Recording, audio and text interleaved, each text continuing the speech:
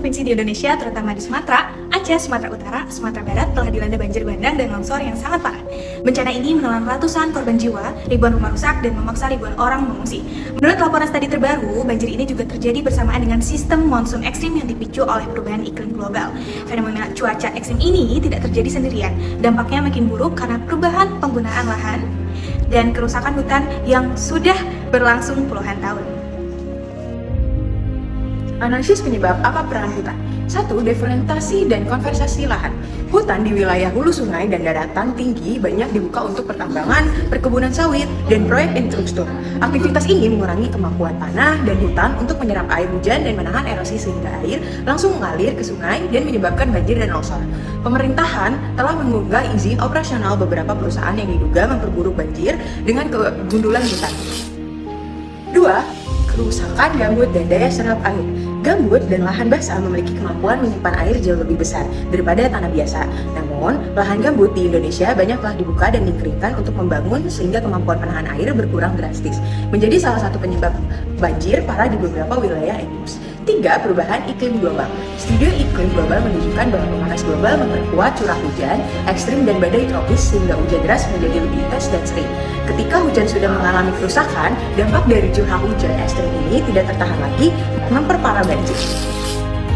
Banjir ini menyebabkan yang pertama adalah kerugian ekonomi, infrastruktur rusak, kehilangan mata pencaharian, biaya relokasi dan rehabilitasi, bibit tanaman dan ternak. Yang kedua adalah kehilangan keanekaragaman hayati, habitat satwa terancam termasuk spesies langka seperti gajah Sumatera yang akibat banjir semakin rentan. Yang ketiga ada krisis kemanusiaan, ribuan orang kehilangan rumah, akses kesehatan, pendidikan dan ekonomi stabil. Pemerintah harus bertindak sekarang, bukan menunggu banjir berikutnya. 1. Tegakkan perlindungan hutan dan daerah hulu. Hentikan alih fungsi lahan di kawasan hutan dan pemukiman padat, serta daerah hulu sungai di Aceh. Rehabilitasi hutan harus menjadi prioritas untuk mengembalikan fungsi resapan air. Lalu yang kedua, benahi tata ruang dan pemukiman rawan banjir. Evaluasi dan tertibkan pemukiman di bantaran sungai, khususnya di Aceh dan di Medan. Relokasi harus dilakukan secara manusiawi, adil, dan berkelanjutan. Yang ketiga, perbaiki dan modernisasi sistem drainase perkotaan di kota Medan dan Padang. Normalisasi drainase, pengerukan sedimen dan pemeliharaan rutin saluran air wajib dilakukan, bukan hanya saat banjir terjadi. 4. Memperkuat sistem peringatan dini dan mitigasi bencana. Tingkatnya sistem early warning system, peta rawan banjir, dan kesiapsiagaan masyarakat untuk minimalkan korban jiwa dan kerugian. 5. Alokasikan anggaran berbasis pencegahan, bukan hanya tanggap darurat. Anggaran penanggulangan banjir harus difokuskan pada pencegahan jangka panjang, bukan sekadar bantuan setelah bencana. 6. Libatkan masyarakat dan pemerintah daerah secara aktif.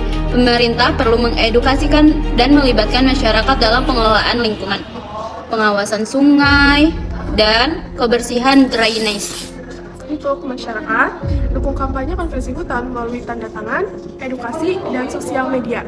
Lalu untuk yang kedua, tanam pohon atau bergabung dengan komunitas reboisasi. Lalu yang ketiga, pilih produk yang ramah lingkungan dan hindari produk dari deforestasi ilegal. Tanpa hutan yang lestari, bencana bukan hanya tak terelakkan, tapi makin menghancurkan. Banjir bukan takdir, melainkan akibat dari kebijakan. Ketika pemerintah bertindak tegas dan berpihak pada lingkungan, keselamatan rakyat dapat diselamatkan. Banjir bukan soal hujan, tapi tentang bagaimana kita merawat bumi. Banjir datang, aksi kami menggapai. Tuntut solusi, bukan sekedar janji. Jangan